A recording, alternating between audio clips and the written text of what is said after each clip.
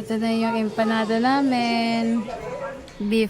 Dito lang kami nakakita ng may beef.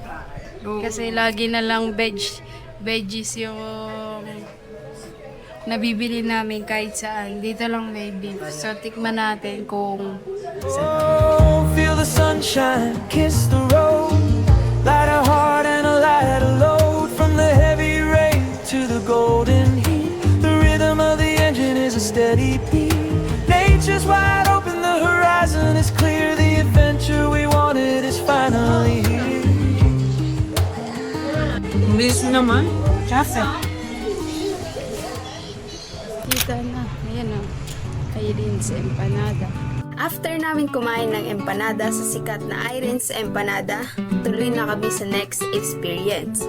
Kalesa ride around vegan for 200 pesos only para maikot ang heritage spot. Habang umiikot kami, ramdam mo talaga yung history.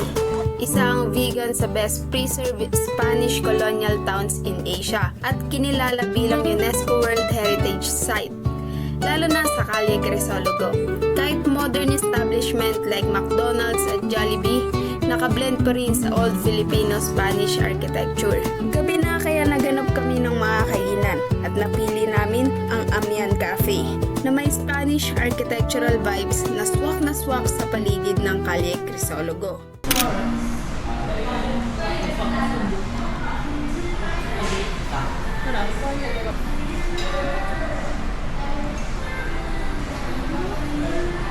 Akin, choco tablea. Basta yung ano, parang signature ng Amian. Hindi magpaad na ako ng rice boy para tig-isa tayong plato. Leg ng dinosaur. Kulat ako sa chicken soup.